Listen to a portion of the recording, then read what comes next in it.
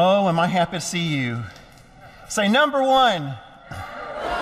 You should have in front of you in the pew pockets both an attendance card or an attendance sheet to fill out and place that in the bowls when the ushers bring that around for the offering, which will happen a little earlier today. And also there's how to join cards. If this is the Sunday you'd like to join our church, there's going to be an opportunity at the end of the service for you to do that. Speaking of attendance, starting next week, for those of you in Academy, it's our April Attendance Challenge. And we have a little friendly competition, and the winner always gets what, kids? Pancakes. So this is high stakes. So make sure you're here. And thank you once again for being here. People that come out in weather like this, at this time of day, looking for something. And I promise you we're going to do everything we can to make your efforts worth it. Say number two. VBS registration is going on right now. If you are going to be in town the week of July 10th through the 14th, if you have neighbors who are going to be in town, friends, let's get them here for Vacation Bible School. That registration is still very much open and live. Summer Jam registration is closed. We are full. We had 100 slots. They filled up fast. If you missed that and you're like, oh, rats, that was on my to-do list, please email me or Janice Cooper, and we will put you on a wait list. There's usually one or two who drop out. And if you'd really like to be a part of Summer Jam, we will put you on a list, and as soon as a spot comes available, we'll let you know. Say number three. In the next few weeks, we have some very important things. You'll see based on our theme why they're so important. 3 days in a row, we have Maundy Thursday, a family service that starts with a meal at 5:30. Then the service is at 6:15 in the chapel where we experienced Jesus last night, eating a special meal with the disciples, praying in the garden. The next day is Good Friday, and we have a Good Friday family service. We are one of the only churches I know that does a Good Friday service for families. Mr. Rogers always said, anything mentionable is manageable, and we want these stories to be manageable for our children because it's an important part of their journey of faith. Their journey of faith, frankly, is incomplete without this part of the story. So we really encourage you to come to that. It'll be 5:30 meal, 6:15 worship. And then the very next day out at Lyle Lodge from 10 to 1, the Easter egg hunt. It's always huge. It's gorgeous out there. It's a wonderful opportunity to bring a whole family, have a picnic. We're going to have 3 food trucks this year. We're trying to really cut down on the lines. Petting zoo, pony rides, butterfly releases, and of course 4 divisions of egg hunt, which I call egg harvest because it takes about 30 seconds for them to mow them down. So those are the announcements. Let's start with a song. This is Cooperate. This is a Children First classic. Stand up, please. And it goes, just can't do it all alone. And then clap, clap, clap, clap, clap, clap, clap. Just can't do it on my own. Clap, clap, clap, clap, clap. But you know the deal. It's a song about cooperation. You only get to use one hand. So how are you going to make the clapping sound? You got to cooperate with a neighbor. Time to bring my friends along. Clap, clap, clap, clap, clap, clap, clap. Join together in the song. Clap, clap, clap, clap. And then we have to spell. I know it's raining and it's early, but we have to spell. It's easy. It's right there in the bulletin. It's C-O-O-P-E-R-A-T-E. Cooperate and bop your head. Cooperate and bop your head. Spell it with me. C-O-O-P-E-R-A-T-E. Cooperate. Cooperate. You got the right idea. All right, be ready because I might call switch, and then you got to switch and find a new partner to clap with. Sarah, we're ready. Here we go. Just can't do it all alone. Clap, clap, clap. Just can't do it on my own. Time to bring my friends along. Join together in the song. Here we go, spell it. C-O-O-P-E-R-A-T-E. Cooperate and bop that head. Cooperate, more bopping please. C-O-O-P-E-R-A-T-E. Cooperate. That's good. Cooperate. Okay, we'll do another verse. Let's sing it again, nice and full. Find another partner. Here we go. Just can't do it all alone. And clap. Switch. Just can't do it on my own. Switch. Time to bring my friends along. Switch. Join together in the song. Here we go. C-O-O-P-E-R-A-T-E. Cooperate. Bow, bow, bow. Cooperate. Bow, bow, bow. C-O-O-P-E-R-A-T-E. Cooperate. Bow, bow, bow. Cooperate. Very good. Everybody go. And have a seat. And our junior jammers, a.k.a. the loudest class in the entire church, is going to teach us our Bible memory verse for the month. Junior jammers. 1, 2, 3, 4.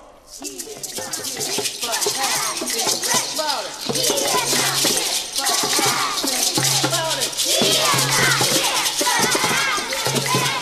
All right, congregation, what you got? You think you can join in with us? Sure. Yeah. Let's all do it together. Soft, louder, louder. Let's go. 1, 2, 3, 4. He is not here, but has been raised. He is not here, but has been raised. He is not here, but has been raised. Junior jammers. They don't mess around. Let's all stand as we raise our voices again, singing Lift High the Cross.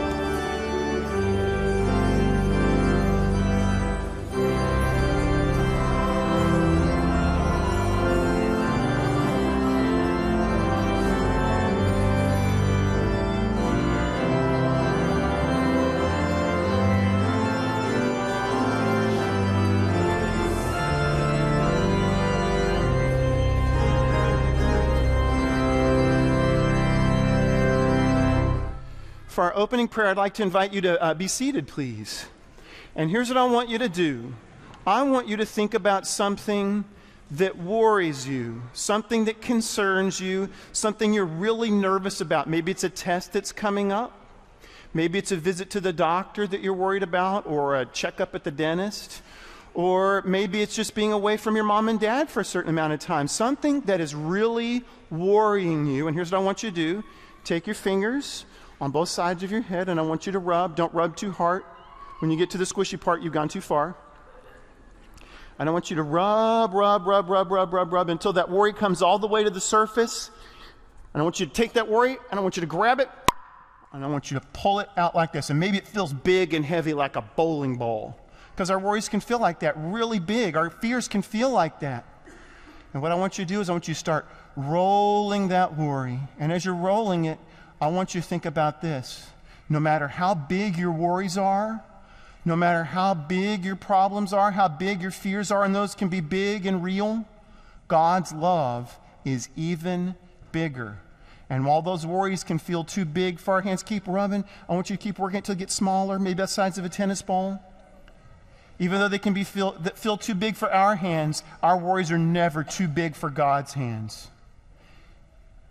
Keep rubbing, keep rubbing. And it's okay that we have worries and fears and concerns, but we should always remember that God's love is bigger and that God loves us so much, and God's hands can take on any worry, any concern, any fear, and help us work through it.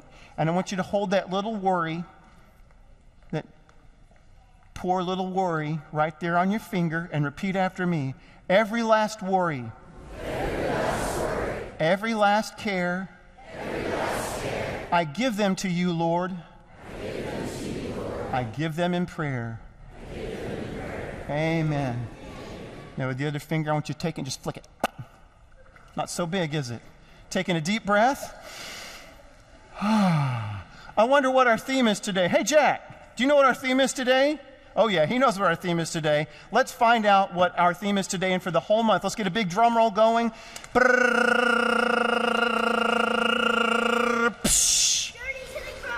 Journey to the cross. Let's give a big round of applause to Jack. Wonderful. Our whole month is going to be experiencing Jesus' journey to the cross. And here to show us a very important sign is Edward. Edward, you want to show us our sign language for the month? And if you'll come right there where everybody can see you. And Journey to the Cross has a very special sign. And he's making it really big. He told me earlier he wanted to make it so people in the very back could see it. That is the sign for Jesus. I bet you can imagine why. I'll show it one more time. Jesus. And it signifies Jesus' time on the cross with the nails. And when we sign Jesus, that's a part of the journey. Edward, thank you so much. Sign language applause, sign language applause, sign language applause.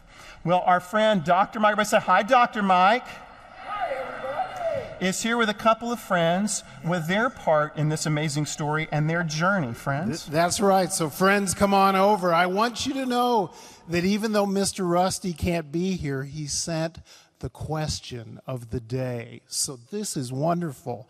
And we've had a pre-service coin flip, and the winner of the coin flip is Henry. Everybody say good morning to Henry. Good morning, Henry. You want to say good morning to the group? Good morning. Well done. Okay, here's Mr. Rusty's question. Henry, can you think of a time when you struggled between doing something your way or doing something God's way? Well, I was in my room playing with my army men. Then all of a sudden, my little brother walked in and messed all of them up. That's shocking to hear that. So Edward walked in, he messed things up, and you, how many brothers do you have? Wow! So it was another, sorry Edward, that was wrong. Okay, so what did you do when the army men were mixed up? I felt like kicking them out. Was that your way or God's way? My way. Okay, what did you think God's way was? Leaving him and playing with him. Leaving him and playing with him. And so did you choose your way or God's way? God's way. Good job. Everybody congratulate Henry, please. Well done. Thank you, Henry. And who do we have here? Claire. Everybody say good morning to Claire. Good morning, Claire. So Claire, the question is, can you think of a time when you had to choose between your way or God's way? Yes. Would you tell us about it? So my friends were playing, we were playing out on the playground, and a friend from my class came, and she's not very nice to me, and my friends didn't want her to come and play with us, and it would have been really easy for me to just go with my friends and say, and exclude her, but instead I went to her and said she could play, and it turned out to be more fun than I thought it would be. Wow, so it sounds like you chose God's way when you went to invite that friend to join you, right?